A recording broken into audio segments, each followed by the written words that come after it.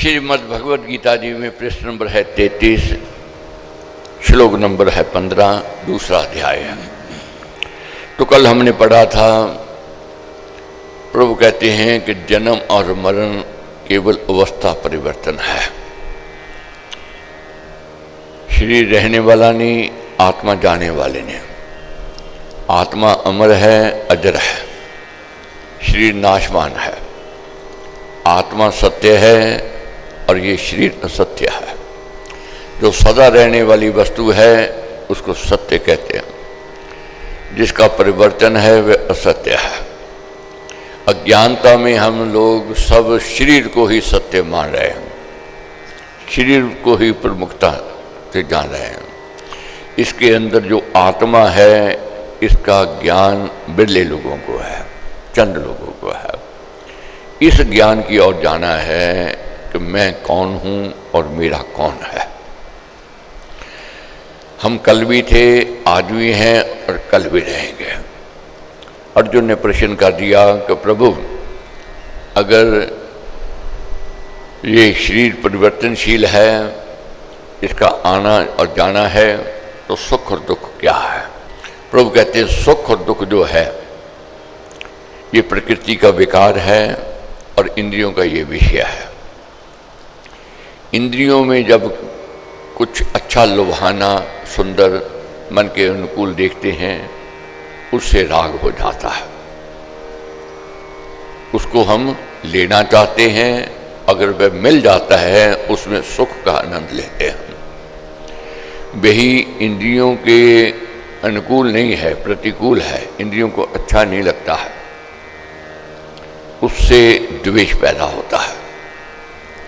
द्वेष पैदा होता है। अगर वह वस्तु मिल जाती है तो हम दुखी होते हैं, या चाहना जो है नहीं मिलती है तो दुखी होते हैं। सुख और दुख ये परिवर्तनशील कहे गए हैं। एक रस सुख नहीं, एक रस दुख नहीं, जीवन में कभी देख लेना। जिस वस्तु को प्राप्त करके बहुत हम हर्ष करते हैं, बहुत आनंद लेते हैं, उसका आनंद, उसका सुख कुछ समय तक रहता है, फिर वह सुख कमजोर होने लग जाता है, धूमिल होने लग जाता है। जैसे उदाहरण से बड़ी कोठी की चाहना हुई, बड़े मकान की चाहना हुई, मिल गया, बहुत खुश होते हैं, बहुत आनंदित होते हैं, प्रसन्नचित्त होते हैं। और समय पर जब समय बीता जाता है, वही आनंद जो पहले दिन प्राप्त हुआ था वह आनंद आज नहीं प्राप्त होता है जब समय बीत गया। क्यों? कुछ और कोठी देख ली, कुछ और बंगला देख लिया, अब चाहना उधर हो गए, अब सुख उसमें देख रहे हैं। अब जो सुख पहले इसमें मिला था वह सुख अब रस नहीं दे रहा है, आनंद नहीं दे रहा है। अब जो लेना चाहते हैं उस और आकर्षण हो गया। गाड़ी ली, बहुत प्रसन्न हुए, आनंद आया, और कुछ दिन आनंद है, मस्ती है, मगर कुछ समय के पश्चात वह आनंद, वह मस्ती कम होनी आरंभ हो जाती है। क्यों? नई गाड़ी देख ली, नया मॉडल देख लिया, नया रंग देख लिया, अब ये नहीं, अब वो चाहिए। इसमें परिवर्तन होता रहता है। कामनाएं, तृष्णाएं नित्य प्रतिदिन नया रूप लेती रहती हैं। आज इस वस्तु की कामना है जो हमें विचलित कर रही है, मगर बढ़ती उम्र में जो समझ आती है वही अच्छी नहीं लगती। बचपन की ओर जब देखते हैं, बचपन में कंचे अच्छे लगते थे, मिट्टी में खेलना अच्छा लगता था, गुड्डी पटोले अच्छे लगते थे, वही हमारी पूंजी थी। कंचे को छीन के ले जाए, कोई कंचे नहीं मिले, रोने लग जाएंगे। पतंग डोर चाहिए, उसी में आनंद महसूस करते थे। जैसे जैसे बोध हुआ, जैसे जैसे ज्ञान हुआ, अब उससे दूरी हो गए। अब कोई कंचों के लिए रोवेगा? कहेंगे नहीं रोएगा। डोर नहीं मिली, पतंग नहीं मिला तो रोवोगे? नहीं रोवोगे। क्यों? अब बोध हो रहा है, ज्ञान हो रहा है। बढ़ती उम्र में और विषयों में रस आ रहा है, मौज मस्ती में आनंद आता था, घूमने में, सैर सपाटे में आनंद आता था, बुरे कामों में मस्ती आती थी, आनंद आता था। अब जैसे जैसे बोध हो रहा है क्या उसमें रुचि है, आनंद है? उत्तर मिलेगा नहीं है। अब क्यों नहीं? पहले तो उसके लिए विचलित होते थे, तड़पते थे, नहीं मिला। अब क्या कारण है? अब समझ आ गई है। अब आगे इसी अवस्था, किसी भी अवस्था में जब जाते हैं, कोई ना कोई वस्तु, कोई ना कोई पदार्थ हमें विचलित करती है, मगर प्रभु कहते हैं जो सम रहता है वही सुखी है, वही मोक्ष का अधिकारी है।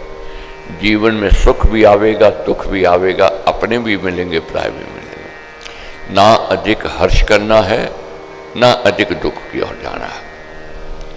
अब कैसे अपने आप को समझाया जाए? प्रभु कहते हैं जैसे बचपन में बच्चा भूख से तड़पता है, उसको घंटे के बाद चाहिए, थोड़ी देर के बाद खाने के लिए, पीने के लिए चाहिए, नहीं मिलता तो रोवेगा। मगर जैसे जैसे अभ्यास होता है व्यक्ति को, फिर वह तड़फन नहीं होती है। फिर वह दिन में 3 बार खावेगा, नाश्ता किया, दोपहर का भोजन किया, रात का खाना खाया, अब वह फिर 3 बार भी आ जाता है। कैसे? अभ्यास है, धीरे धीरे अभ्यास है। इसी प्रकार ये जीवन है, इसमें दुख है, सुख है। जो व्यक्ति अपने आप में अभ्यास में रहता है कि ये आना ही है। जैसे बहुत बार देखते हैं, समझते हैं, कोई वस्तु लेकर के आए, कोई खिलौना लेकर के आए, टूट जाता है तो बच्चा रोता है।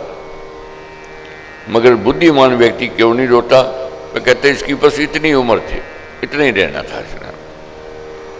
और बुलबुला आया, बुलबुला देखा, बहुत आकर्षित हुए और वह फूट गया, बच्चा रो रहा है।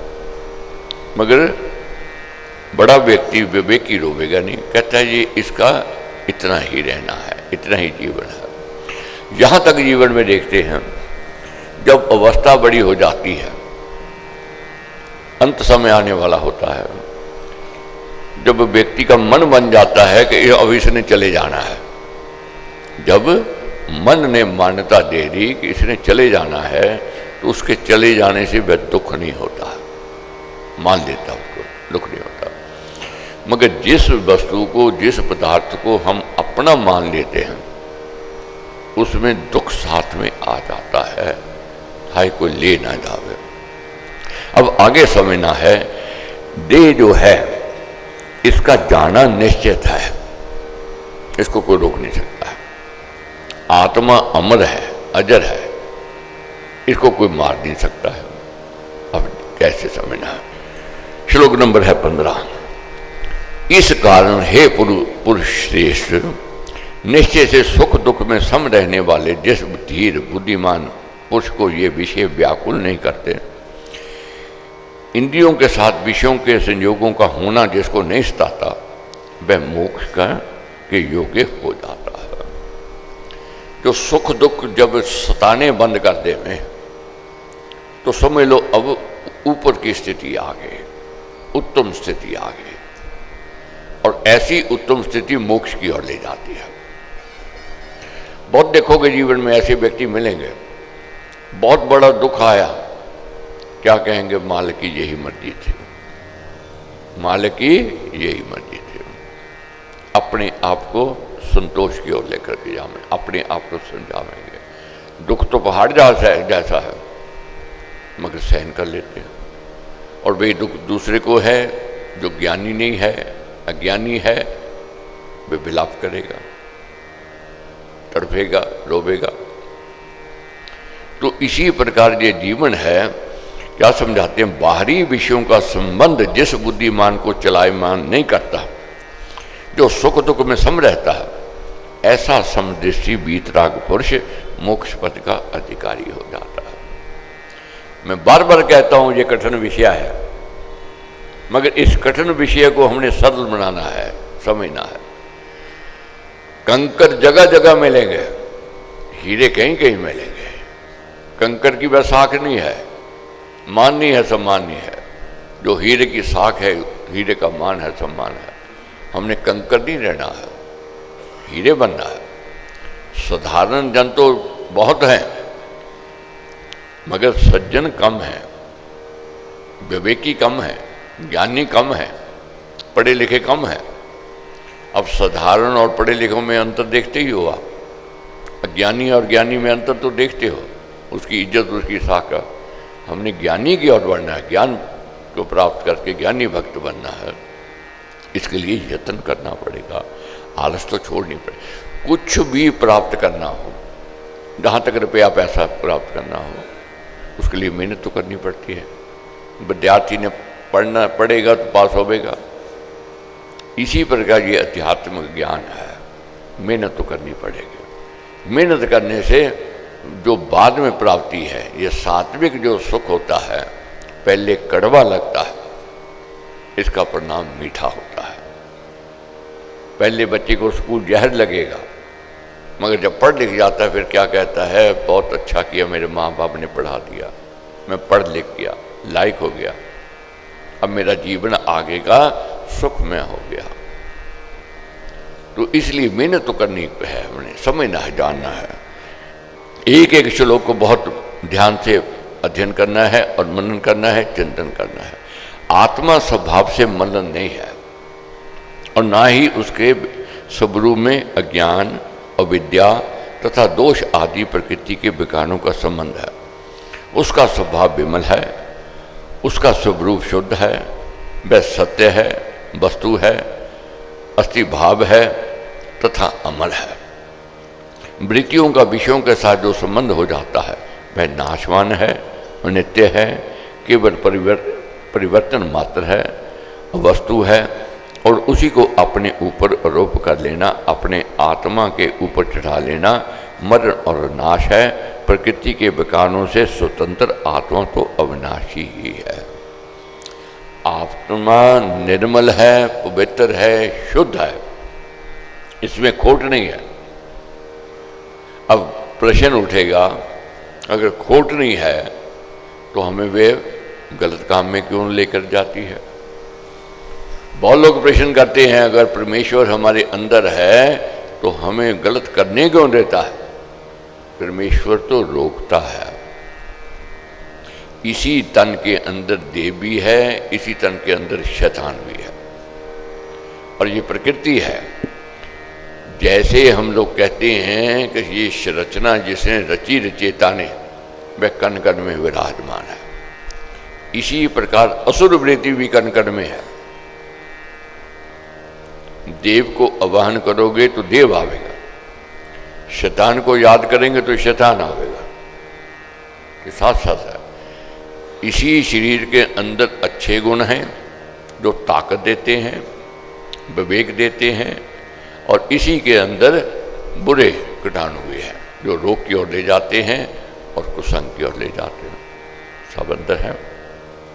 तो प्रभु क्या कहते हैं, वृत्तियों के विषयों के साथ जो संबंध हो जाता है वह नाशवान है, अनित्य है, केवल परिवर्तन मात्र है, अवस्तु है, और उसी को अपने ऊपर आरोप कर लेना, अपने आत्मा के ऊपर चढ़ा लेना मरण और नाश है।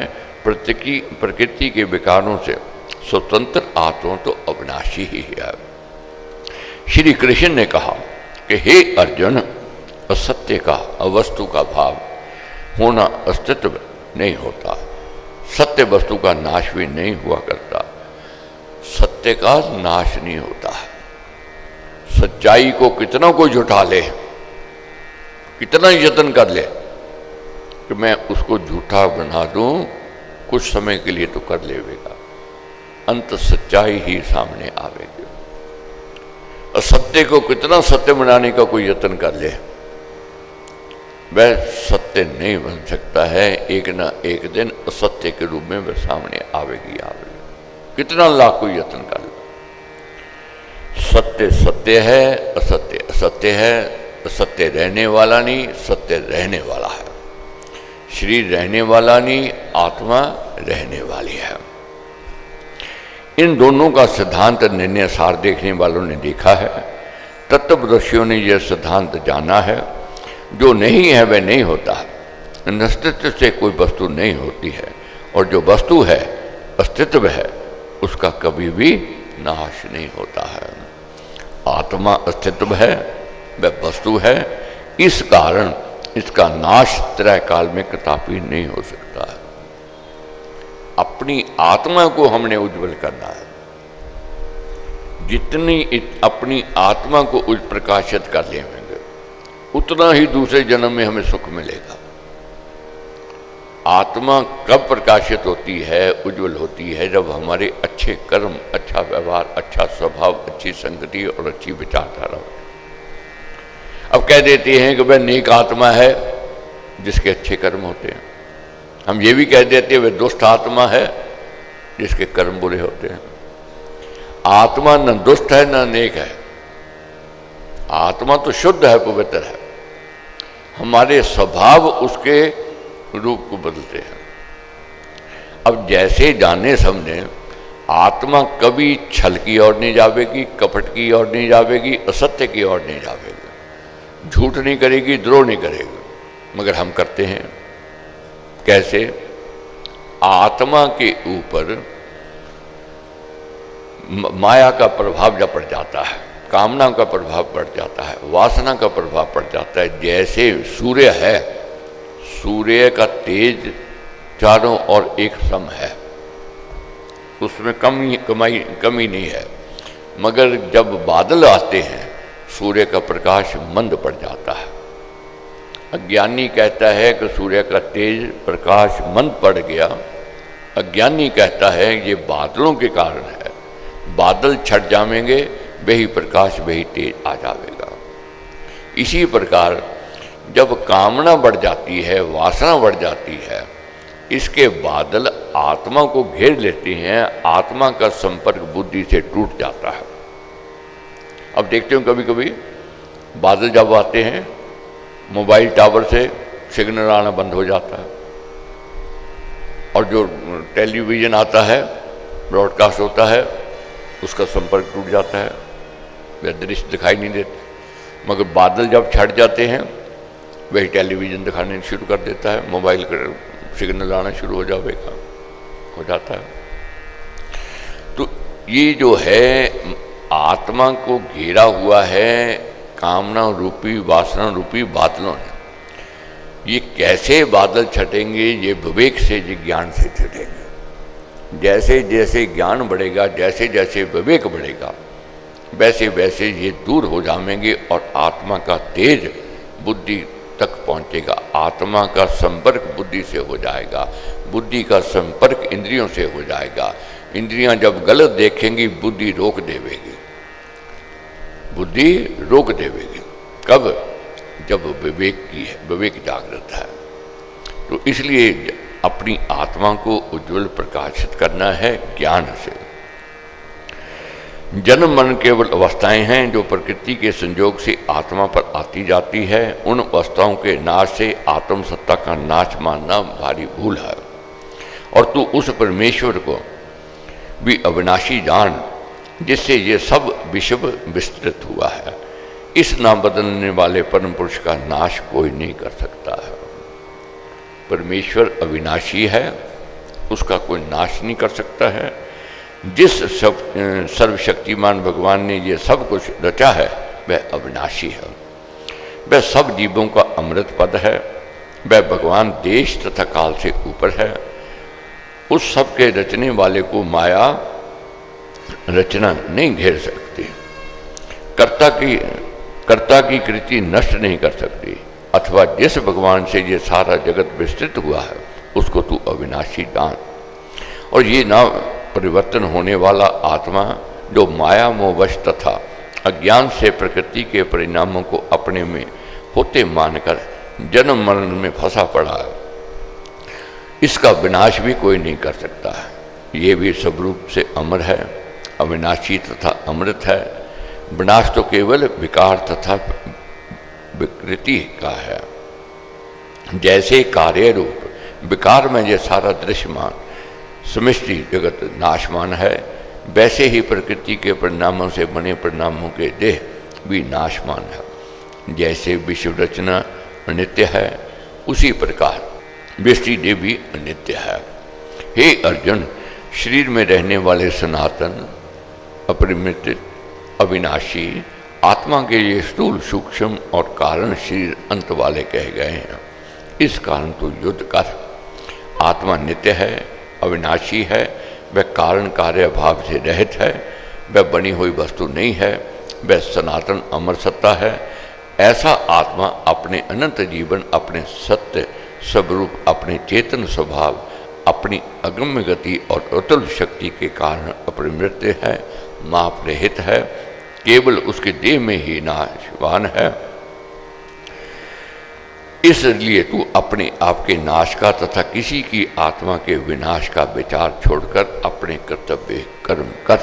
जीवन मरण की मोह माया में पड़कर निज धर्म को ना त्याग। बार बार समझा रहे हैं अर्जुन को, तेरे मारे कोई मरने वाला नहीं, तेरे जीवन दान देने से किसी को जीवन नहीं मिलने वाला है। जिसका अंत आया है उसको कोई रोक नहीं सकता है।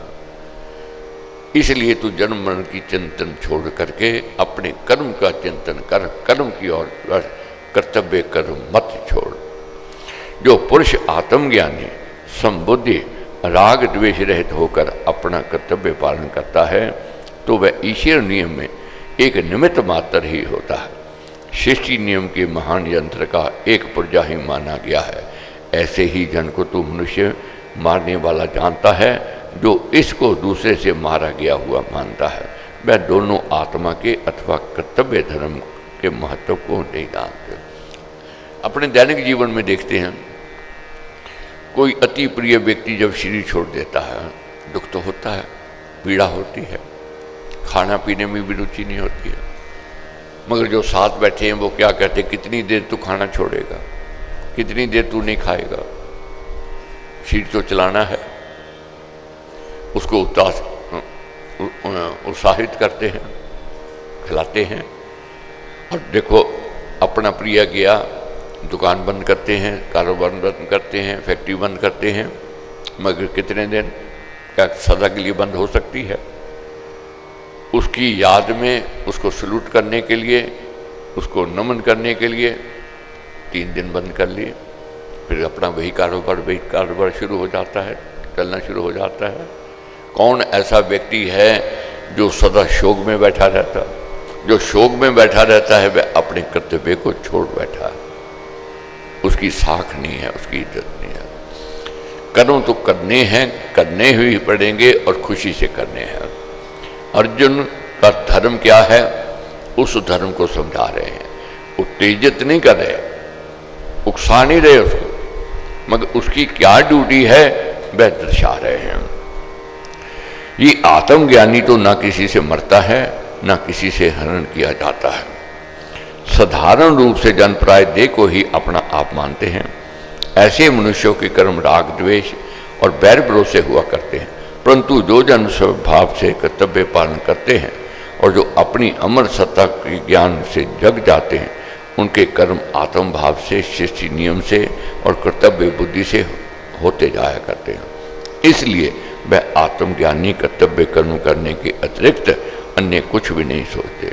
जैसे नट की दृष्टि बांस के बोझ को बराबर रखते हुए लगी रहती है, ऐसे ही कर्मयोगी की दृष्टि समबुद्धि केवल कर्तव्य कर्म में गड़ी हुई हुआ करती है।